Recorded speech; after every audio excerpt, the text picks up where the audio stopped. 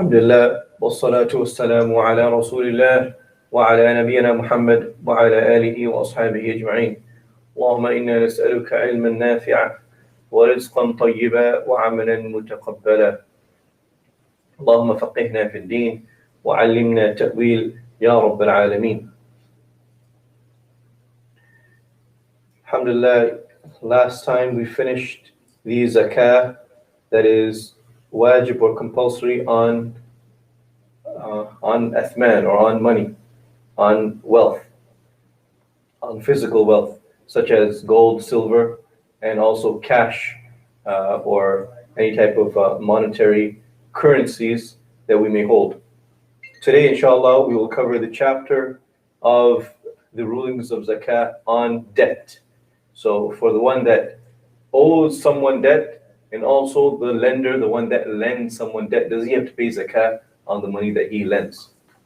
The author, rahimahullah, Ibn Qudamah al-Maqdisi, he says, وَمَنْ كَانَ لَهُ دَيْنٌ عَلَى مَلِيٍّ أَوْ مَالٌ يُمْكِنُ خَصَالُهُ كالمجحول الذي له به بينة والمغصوب الذي يتمكن من أخذه فعليه زكاته إذا قبضه لما مضى.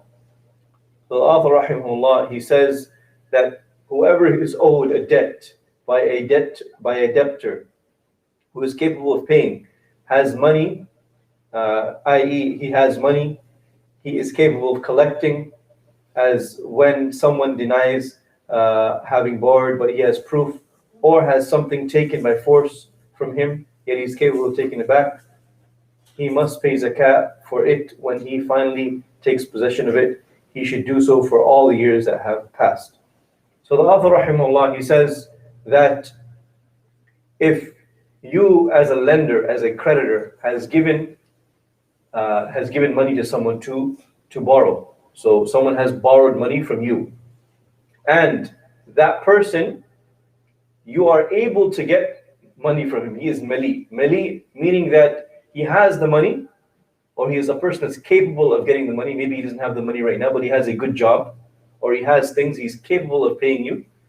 He is also a person that you have some proof that if he were to deny that you gave him some money to borrow, you have some proof, some sort of paper that you have witnesses, or you have maybe a transactional record in your bank. You have some sort of proof that you lent him money, right? So if you have these two things, or if someone has taken money from you by force and you're able to get it back, right? You're able to get it back from them somehow, right? So in these cases where you are sure that you're able to get back your money, right? You're able to get back your money, then you have to pay zakat on the money that you've lent to someone.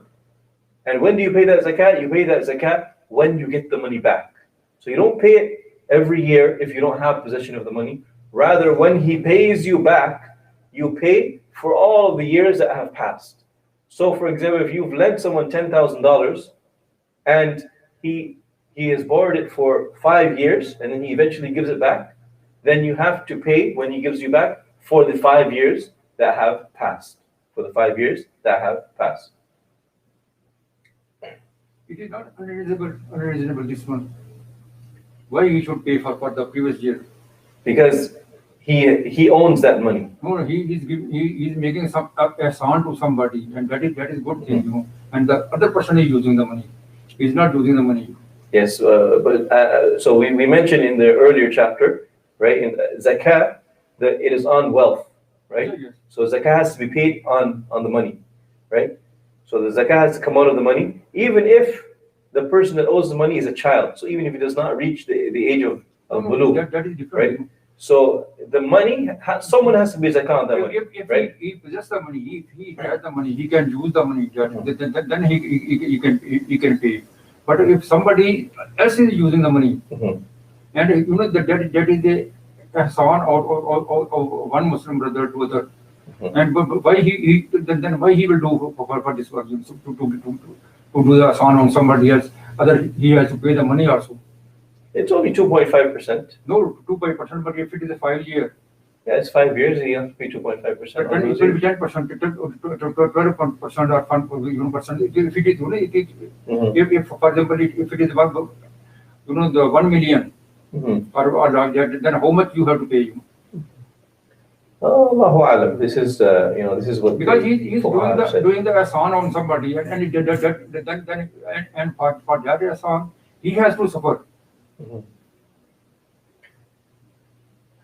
Okay, so continuing, inshallah. وإن كان متعذرا كالدين على المفلس أو على جاحد ولا بينة له به والمغصوب والضال الذي لا يرجى وجوده فلا زكاة فيه.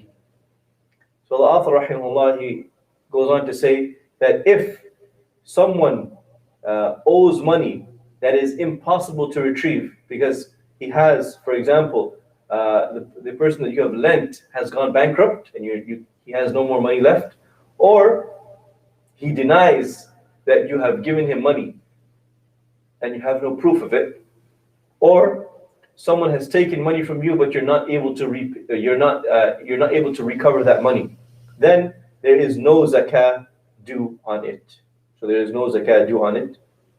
So the fuqaha have basically separated into two categories: money that you're able to receive again, and money that you don't have the expectation of getting back. Then he goes on to say, وَحُكْمُ الصَّدَاقِ حُكْمُ الدَّيْنِ, and the ruling of as-sadaq. Sadaq is the mahar. Sadaq is the mahar, or the dowry that is given from a man when he gets married to a woman. So the hukm of the sadaq is the same as the debt. So for example, two people get married. A man says that his sadaq, his mahar, will be $10,000 to his wife, but his wife, he does not give it to his wife right away. He gives it after 5 years or after 10 years, right? And this is customary in some customs. They'll give some up front, and then they will give the rest in deferred payments. So that will take the same ruling as the ruling of debt, what we just mentioned.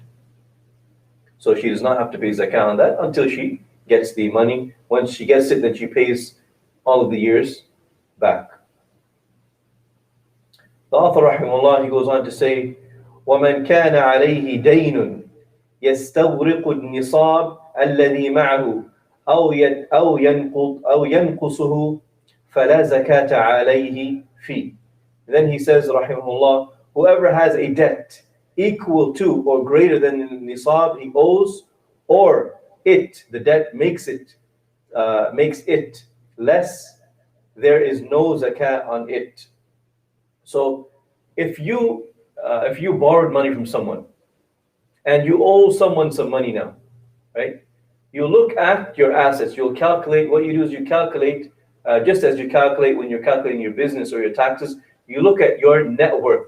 So for example, if I have $5,000 cash and I have borrowed $10,000 from someone, my net assets would be minus $5,000, and then I would not have to pay zakat. So you would not have to pay zakat. However, if it is greater than the nisab, then you pay the amount that you need to pay, and that is it. So if you owe someone money, then you deduct that from your savings. You deduct that from your savings when you calculate your zakat, and you pay the amount if your amount is greater than the nisab. So if a person, for example, he has $20,000 in the bank, and he has taken a loan of $10,000.